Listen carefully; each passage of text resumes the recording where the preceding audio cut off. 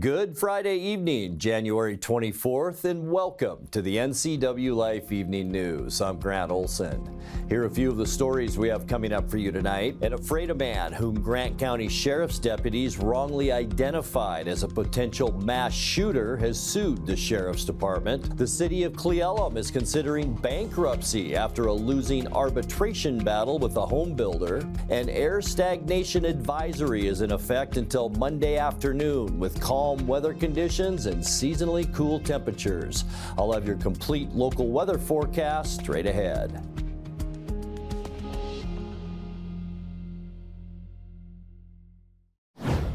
The motorist accused of spinning his truck intentionally in Leavenworth's Front Street Park just before Christmas has now been charged with a felony.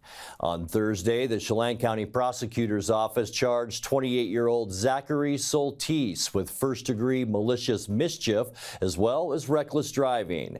On December 22nd, Soltise allegedly spun donuts in the park, which is often used as a winter sledding hill, tearing up turf and doing an estimated $16,000 worth of damage. The incident was captured on video and took place in an area closed to vehicle traffic. Deputies say they identified Soltise through license plate information, and a judge issued a warrant for his arrest. His listed address is in both Texas and Illinois. Leavenworth officials say the cost of repairs could triple if the truck did damage to the paved walkway nearby. The Wenatchee City Council is now back to 7 members with the appointment of educator Myra Navarro Gomez last night. Gomez is currently a teacher at St. Joseph Catholic School and was previously an administrator for the Eastmont School District. Gomez fills the at-large spot of Keith Huffaker, who resigned from his seat in December with a year left on his term. Other finalists included real estate broker Joseph Gamboni, attorney Catherine Hauser, bookkeeper Richard Seal, and Cashmere School District IT Director Juan Valle. Gomez spoke with NCWLIFE News and the Wenatchee World after the meeting about her reaction to the appointment.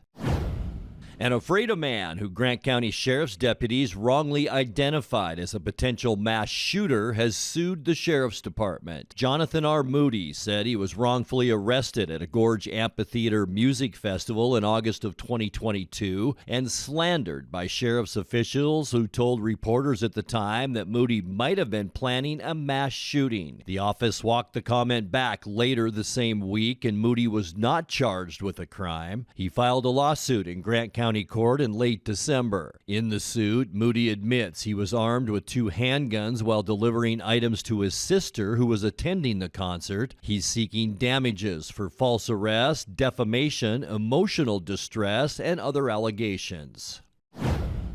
The city of Wenatchee is looking for artists who can make part of Orondo Avenue worthy of an Instagram photo shoot. The city issued a call for artists to submit proposals that can make Orondo Avenue between Wenatchee Avenue and Worthen Street interesting and vibrant. The desired outcome is to make the area, quote, Instagrammable with an installation or installations that makes pedestrians want to stop by and take a photo with that art. The project budget is $10,000 and professional artists working solo or in a team who live in Washington, Oregon, and Idaho and have done similar projects. More submission info can be found on the city's website, and the submission deadline is February 28th, with artist selection scheduled for March and the estimated project completion in October.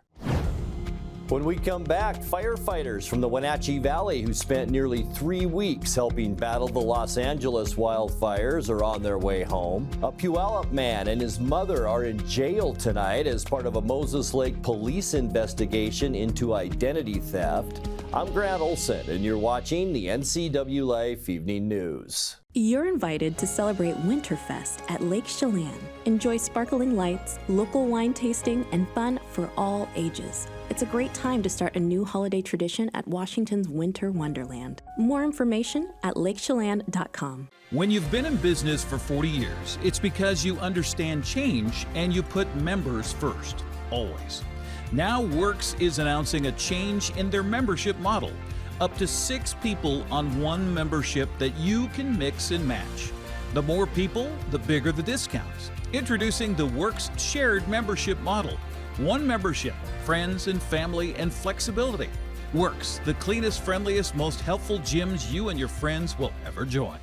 You're invited to celebrate Winterfest at Lake Chelan. Enjoy sparkling lights, local wine tasting, and fun for all ages. It's a great time to start a new holiday tradition at Washington's Winter Wonderland. More information at lakechelan.com. A ductless unit from Carrier can keep anyone comfortable. Take Shelly, for instance. She finds me time in her new attic-turned-home gym. And with her Carrier ductless unit, the temperature is always perfect. No matter how intense her workout gets. Carrier. Total comfort, totally happy. Turn to the experts, Carrier and Alpine Air. Heat and air, call Alpine Air. Who's trying to stretch their budget this January? That's pretty much all of us. That's why Abby's is offering this giant pizza that can feed up to 1, 2, 3, 4, 5, or 6 hungry people for less than $27. Now, that's an Abby's budget stretching deal. Worried about a no-fun January? Not at Abby's. Dine on our Bacon Cheddar Special. It's delicious and loaded with toppings and real cheese. Plus, it's on sale, and the kids can play some video games. Enjoy fun January at your local Abby's. Firefighters from the Wenatchee Valley who spent nearly 3 weeks helping battle the Los Angeles wildfires are on their way home.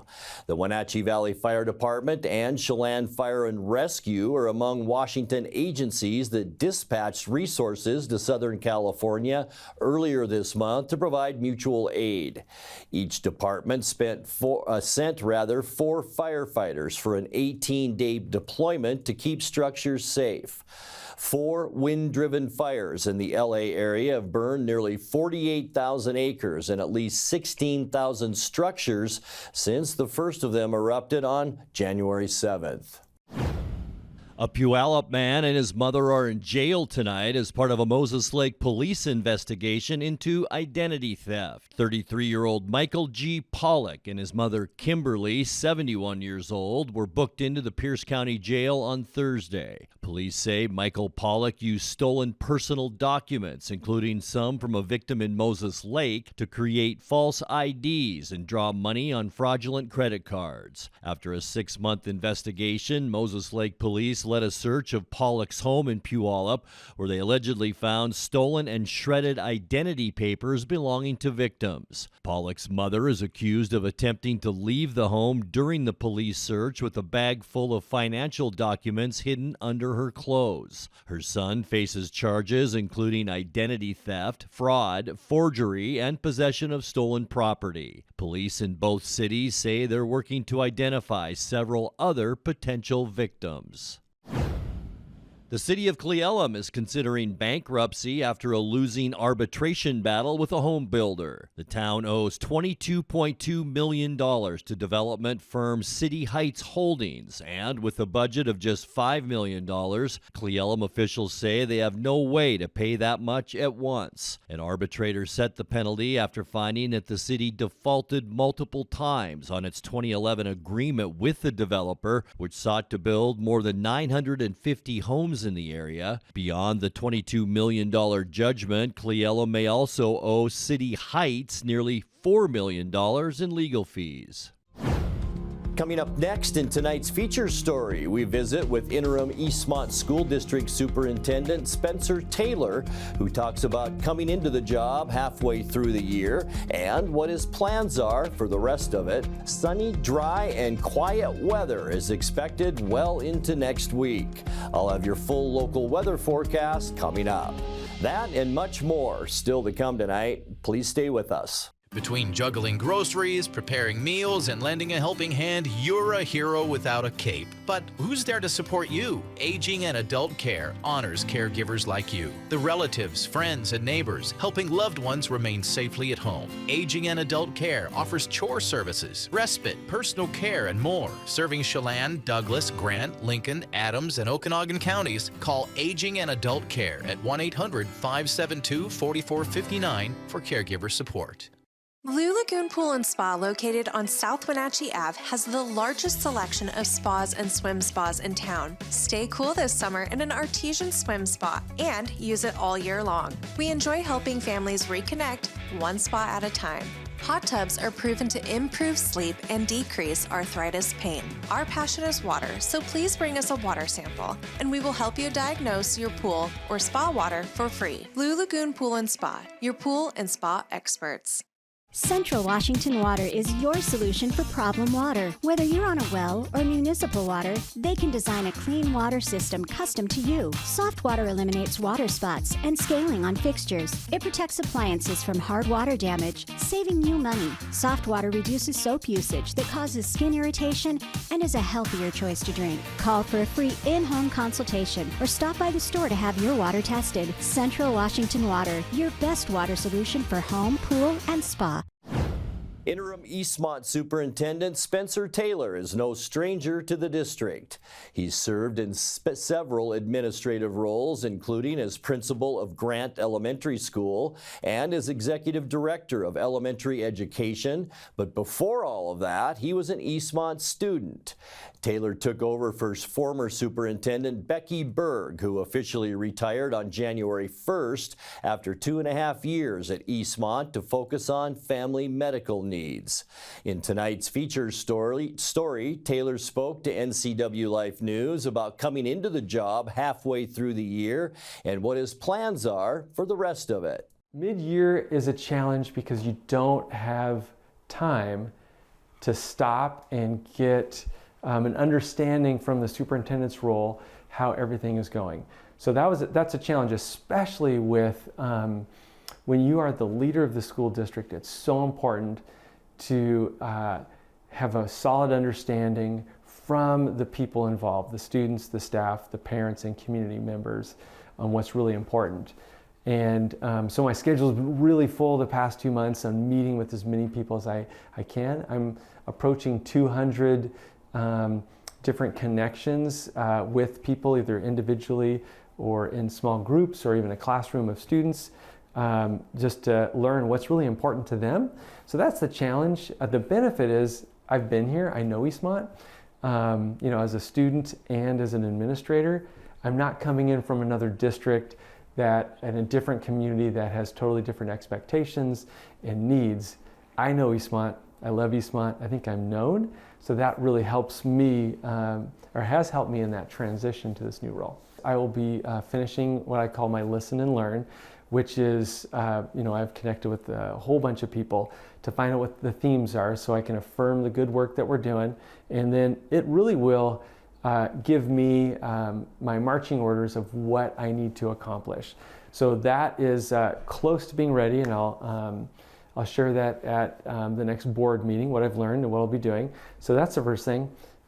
Second priority is our budget. As everyone knows, school district budgets are tight. In fact, business budgets, home budgets, city governments, tight with inflation and increased costs. So really understanding where we are financially so that we can be the best stewards of our community's resources is really important to me, and it's important and expected from the community. So I'm spending a lot of time understanding our finances, which will drive our decisions and staffing and what we do in the future.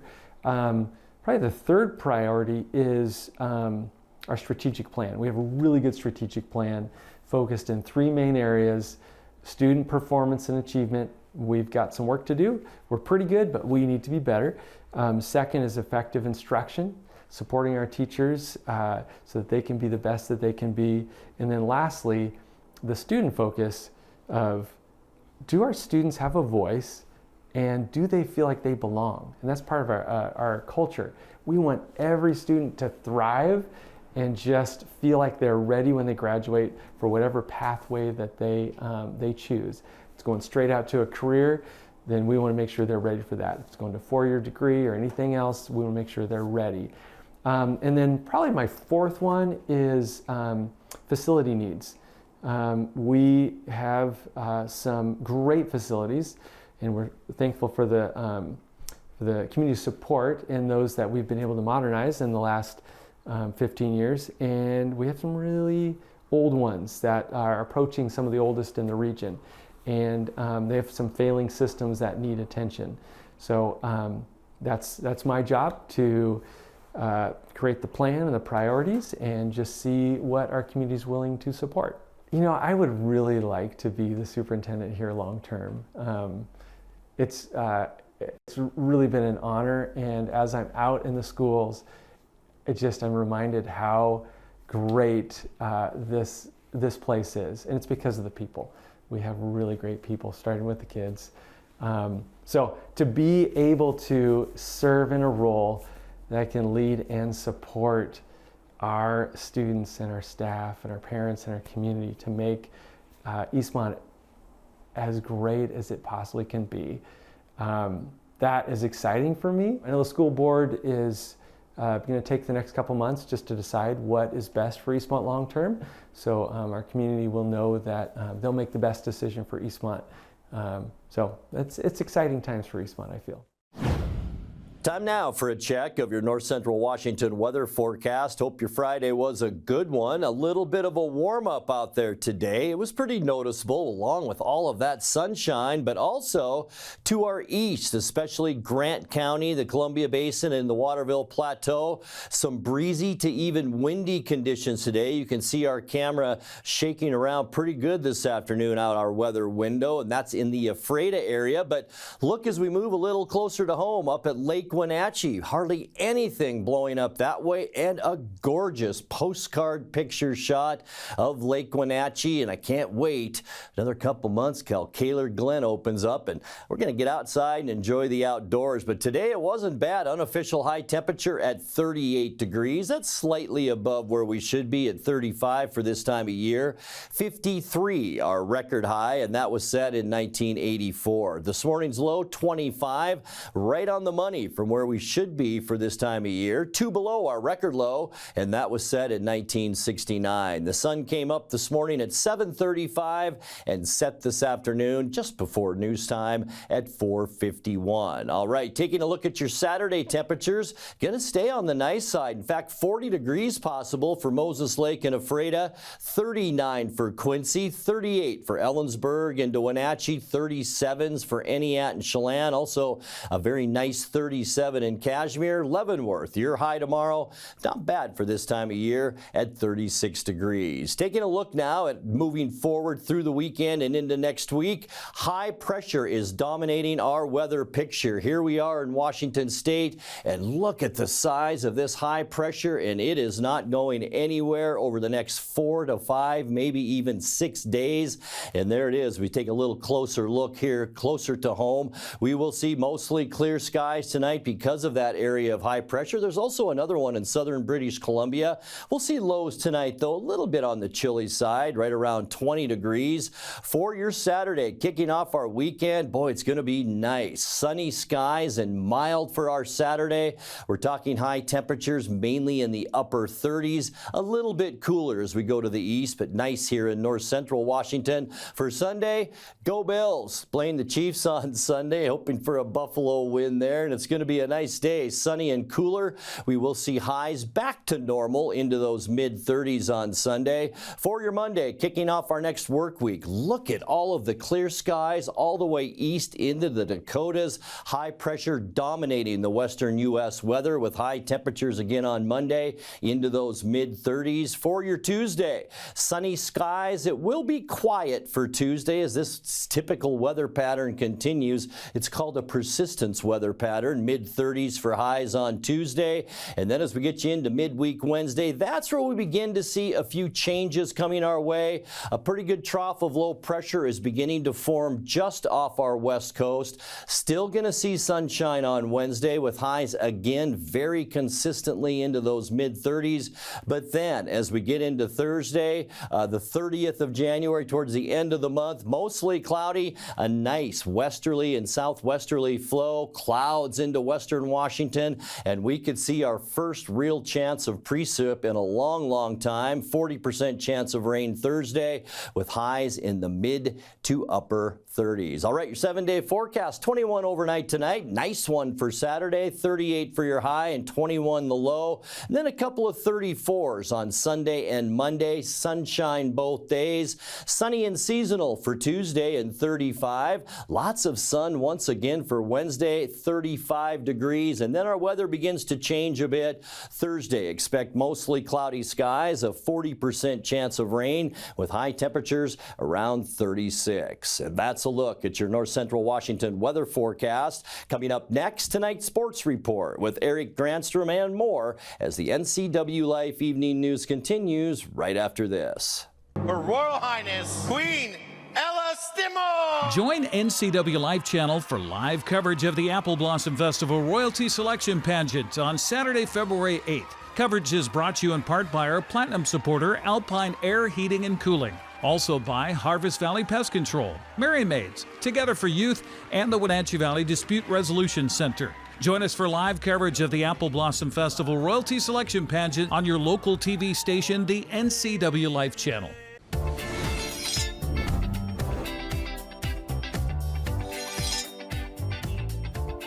I'm Jen Mueller. Watch for my show, I Cook, You Measure on NCWLIFE. It's part cooking instruction, part entertainment, and all about connecting over food and wine with your favorite Northwest athletes. Watch I Cook, You Measure with Jen Mueller Mondays at 1, Wednesdays at 2, Fridays at 11 a.m., and Saturday and Sundays at 10:30 p.m. right here on the NCWLIFE channel.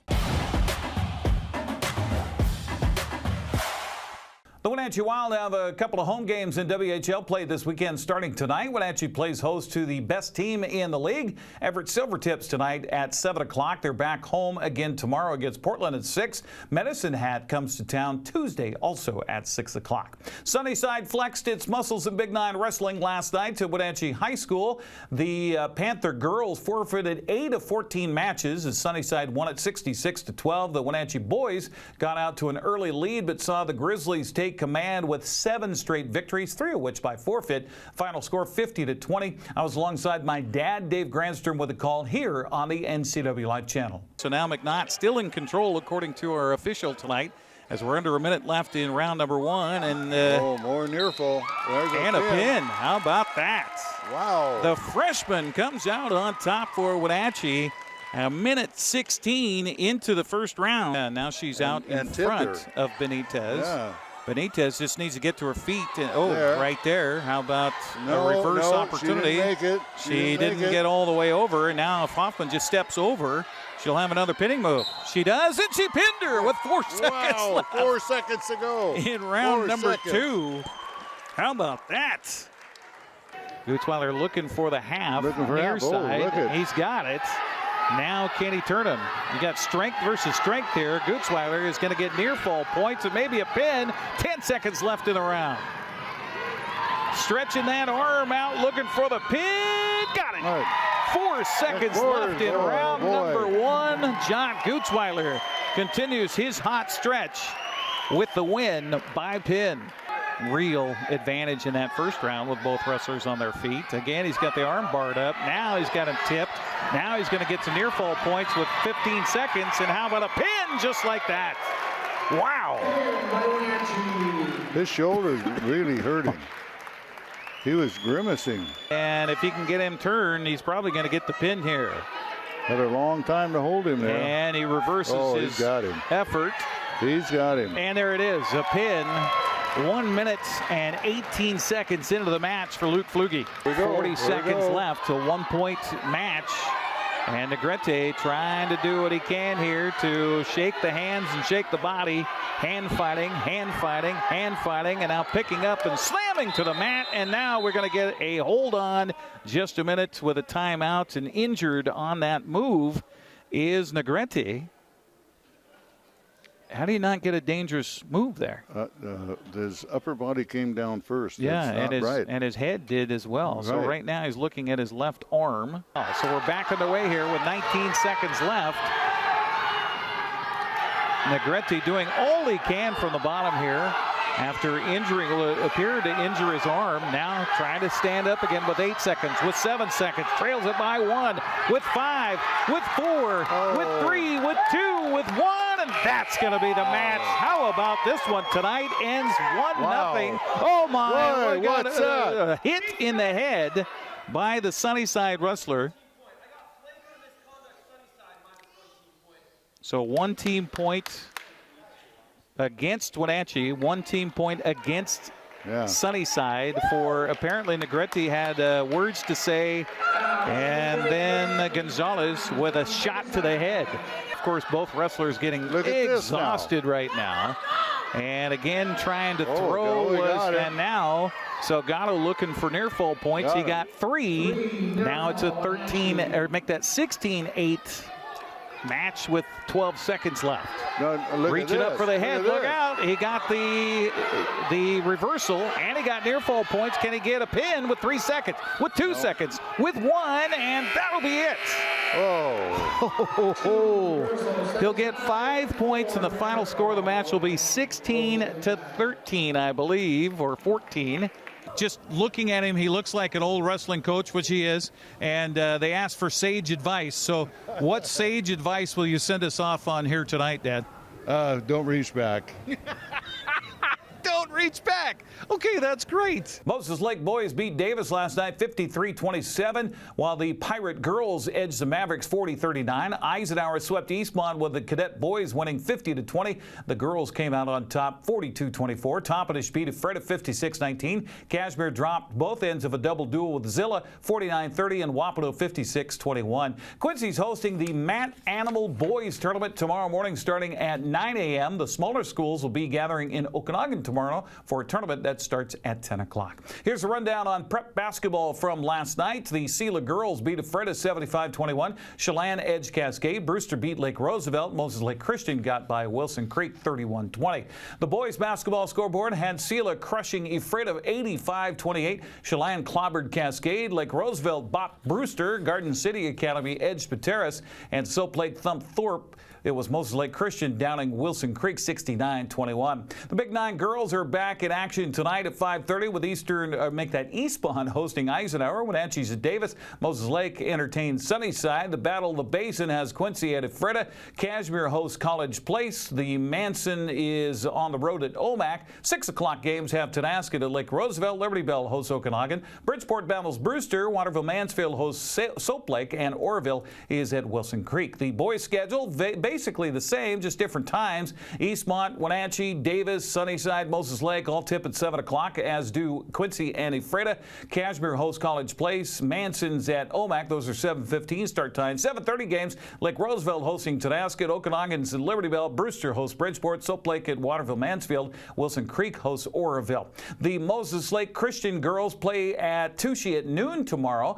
Pateras hosts Valley Christian at 1. Omak entertains Rogers of Spokane at 2. Waterville Mansfield tips at Oroville at 2:30. Kashmir visits Kai B at 3:45. Lake Roosevelt plays at Lakeside at 4 o'clock. West Valley hosts Eastmont at 4:30, while Wenatchee is at Moses Lake. Etienne hosts Cascade at 6, while Chelan is at Liberty Bell. Boys schedule tomorrow not quite as busy. Rogers of Spokane at Omak at 3:30. Waterville Mansfield visits Oroville at 4. Lake Roosevelt tips at Lakeside at 4:30. Cowan Benton hosts Kashmir at 5:15. Eastmont visits West Valley at 6, while Moses Lake hosts Wenatchee. Chelan plays Liberty Bell at 7:30, while Cascade is at Etienne. Finally, a new record holder for boys swimming at Wenatchee High School. Wenatchee senior Ben Madsen won the 100-yard butterfly yesterday with a time of 50.90 seconds. That edges James Elwin's previous record by 0.08 of a second. Madsen also won the 50 freestyle and qualified in both for state. Congratulations. That's a look at sports news. I'm Eric Granstrom. Have a happy Friday.